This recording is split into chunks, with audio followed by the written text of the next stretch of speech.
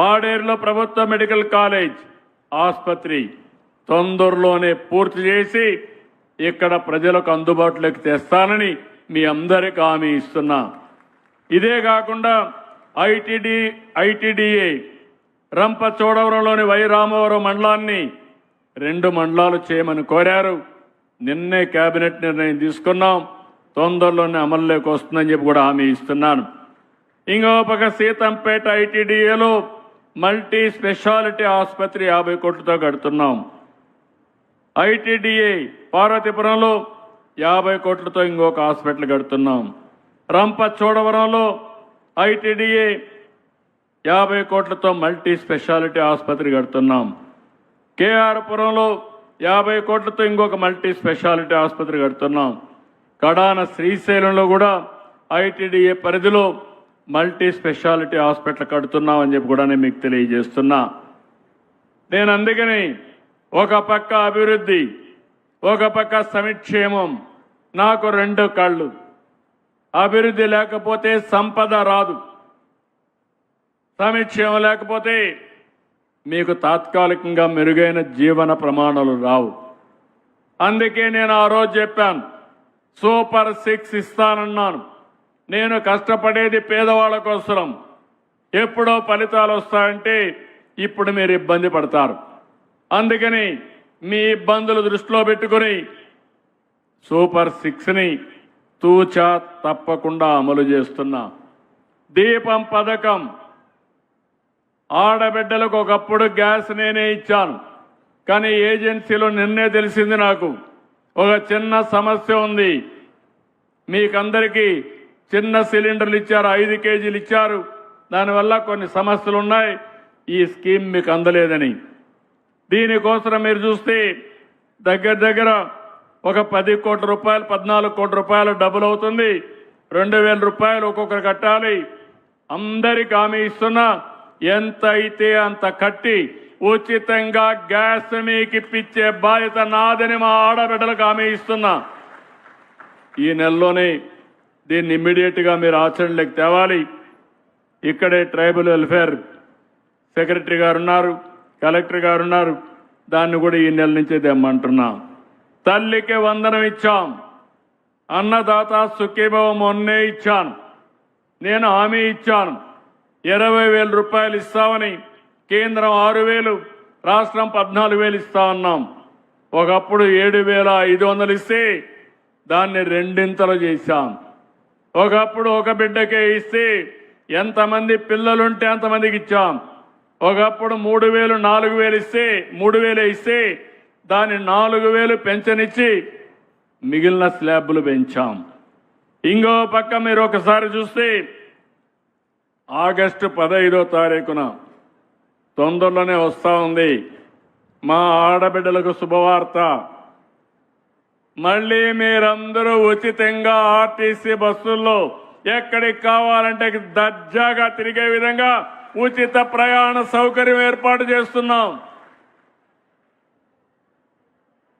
ఇంకో పక్క అన్నా క్యాంటీన్లు పెట్టి, ఏజెన్సీ ఏరియాలో 7 అన్నా క్యాంటీన్లు పెట్టి ఉచితంగా మధ్యాహ్నం భోజనాలు 3 పూటలు కూడా 5 రూపాయలకే పెట్టే సౌకర్యం ఏర్పాటు చేస్తున్నాను.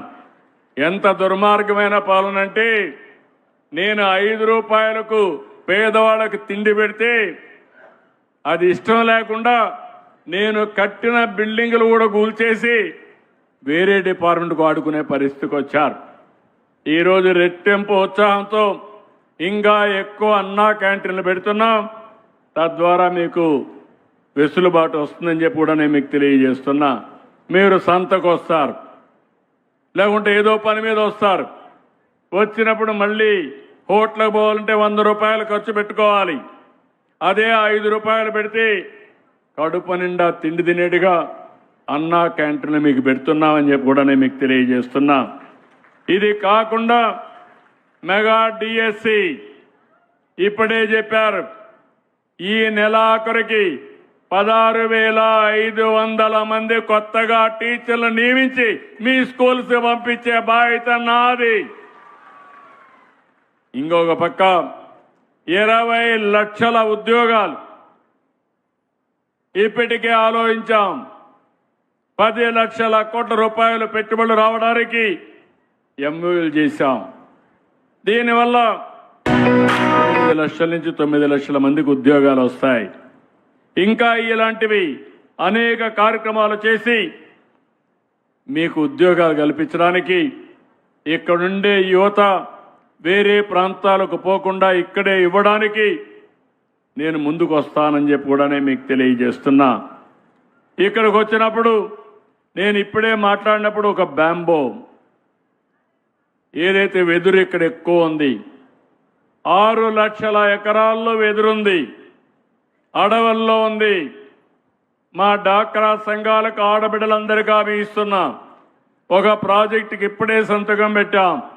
5,000 మందికి సంవత్సరానికి 1 లక్ష రూపాయల ఆదాయం వచ్చేట్టుగా ఒక ప్రత్యేకమైన కార్యక్రమాన్ని చేసి మా ఆడబిడ్డల్ని ఆర్థిక వెసులుబాటు ఇచ్చే కార్యక్రమానికి శ్రీకారం చుడతారని మీ అందరికీ హామీ ఇస్తున్నా.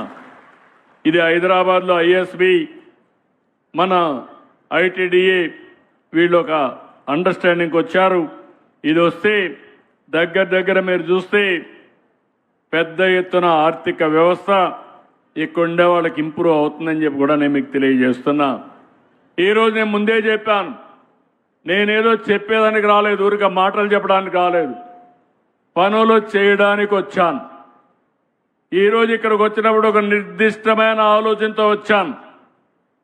భవిష్యత్తులో మా గిరిజన ప్రాంతం దశ దిశ మార్చడానికి ఇక్కడికి వచ్చా, చేసి చూపిస్తానని ఈ పాడేరు సాక్షిగా మీ అందరికీ హామీ ఇస్తున్నా.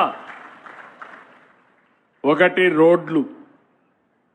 1483 గిరిజన హ్యాబిటేషన్స్ ఉన్నాయి. నేషనల్ హైవేలు వేసాం, స్టేట్ హైవేలు వేస్తాం, కానీ మీ ఇండ్ల ఊరికి రోడ్లు లేని పరిస్థితి. నేను ఇక్కడ ఒక చిన్న విజ్ఞప్తి కూడా చేస్తున్నా. గిరిజన ప్రాంతంలో ఒక అలవాటు ఉంది, నేను 40 ఏళ్లుగా చెప్తూనే ఉన్నా. మీరేం చేస్తారంటే ఒక 5 మంది ఊర్లో ఉండకుండా మళ్ళా కొండపైకి పోతారు, అక్కడ చెట్లు కొట్టేసి అక్కడ ఇల్లు కట్టుకుంటారు. దానివల్ల వసతులు కల్పించలేం, మీ పిల్లలకు కూడా జీవన ప్రమాణాలు పెరగవు. ఒక ఊరిలో ఉంటే అక్కడే ఫిక్స్ కావాల్సిన అవసరం ఉంది. అందుకే నేను మిమ్మల్ని అందరినీ హామీ ఇస్తున్నా. ఒకప్పుడైతే అక్కడికి అంబులెన్సులు రాకపోతే నేను ఫీడర్ అంబులెన్సులు పెట్టాను, మోటార్ బైకులకు స్కూటర్లకు పెట్టి ఆ స్కూటర్ ద్వారా మెయిన్ రోడ్డుకు వచ్చి అక్కడి నుంచి మళ్ళా అంబులెన్స్ ఎక్కించి హాస్పిటల్కి వచ్చాం. ఈ మధ్య మనం చూస్తున్నాం, ఇంకా చాలా దూరం నుంచి డోలీతో మోసే పరిస్థితి కూడా వస్తున్నారు, అవి పోవాలి. అందుకే 1483 గిరిజన హ్యాబిటేషన్లకి 2850 కోట్ల రూపాయలు ఖర్చు పెట్టి గ్రామీణ సడక్ యోజన కానీ రాష్ట్ర ప్రభుత్వం చేసి ప్రతి ఒక్క ఊరికి రోడ్డేసే బాధ్యత ఈ ప్రభుత్వం తీసుకుంటామని మీ అందరికీ హామీ ఇస్తున్నా. 2, నీళ్లు, పరిశుభ్రమైన తాగునీరు. జల్ జీవన్ మిషన్ కింద 2124 పనులు చేసి 220 కోట్ల రూపాయలు, 25 కోట్లు ఖర్చు పెడతాం. ఇంకో పక్కన 2026 డిసెంబర్ నాటికి మరో 1774 పనులు కూడా పూర్తి చేసి 171 కోట్ల రూపాయలతో త్రాగునీరు కల్పించే కార్యక్రమానికి శ్రీకారం చుడతాం.